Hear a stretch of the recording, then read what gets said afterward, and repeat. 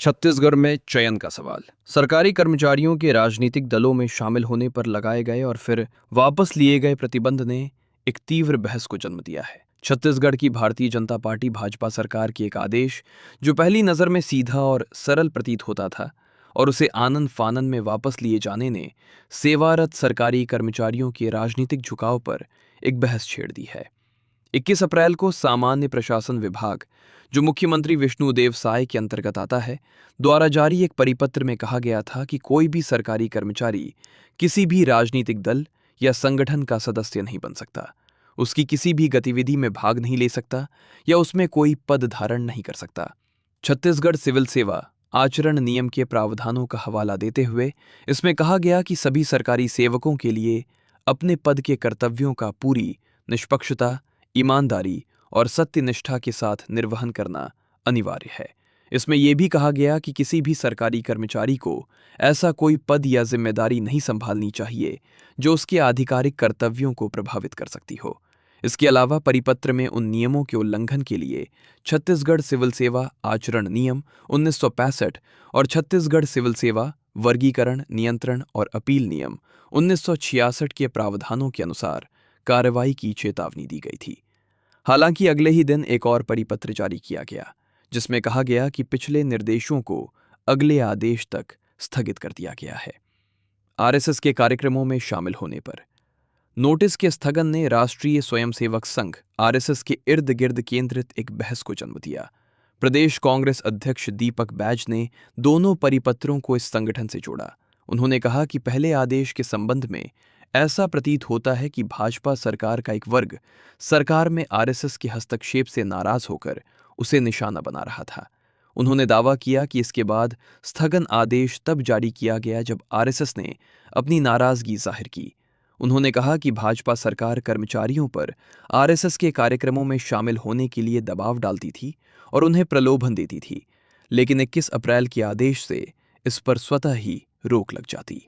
इतिहास का हवाला देते हुए प्रदेश कांग्रेस कमेटी पीसीसी अध्यक्ष ने याद दिलाया कि अतीत में आरएसएस पर प्रतिबंध लगाया गया था और कई राज्य सरकारों ने आरएसएस को देश के लिए खतरनाक माना था। उन्होंने तर्क दिया कि सरकारी कर्मचारियों को आरएसएस में शामिल होने की छूट कभी नहीं दी जानी चाहिए। हालांकि सरकार के परिपत्र में आरएसएस का कोई स्पष्ट उल्लेख नहीं था, लेकिन समझा जाता है कि इस मामले ने भाजपा के भीतर भी कुछ हलचल पैदा कर दी है, जहां पार्टी के कार्यकर्ता इस कदम के समय और तर्क पर सवाल उठा रहे हैं। केंद्र से सवाल।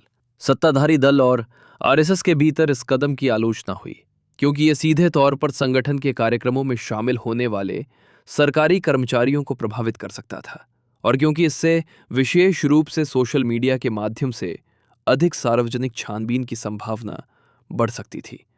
इस मुद्दे पर राज्य के शीर्ष मंत्रियों की चुप्पी ने इस विश्वास को बल दिया है कि वापसी दबाव के कारण हुई थी। यह भी समझा जाता है कि राज्य भाजपा नेताओं ने इस मामले को पार्टी के केंद्रीय नेतृत्व के सामने उठाया है।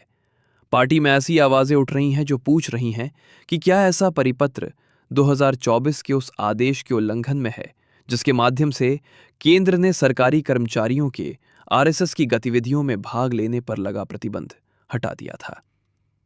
सत्ताधारी खेमे के भीतर एक अन्य विचार ये है कि ये आदेश बहुत सोच समझकर नहीं दिया गया था। शीर्ष नेताओं में से एक की व्याख्या ये थी कि इसे सरकारी कर्मचारियों को सत्ताधारी भाजपा के विरोधी अन्य राजनीतिक समूहों में शामिल होने से हतोत्साहित करने या धर्म परिवर्तन की जांच करने के लिए जारी किया गया था, जो एक बड़ा मुद्दा रहा है। हालांकि ये निर्णय पार्टी और स्वयं आरएसएस पर पड़ने वाले प्रभाव का आकलन किए बिना लिया गया था। यूनियन बनाने के खिलाफ।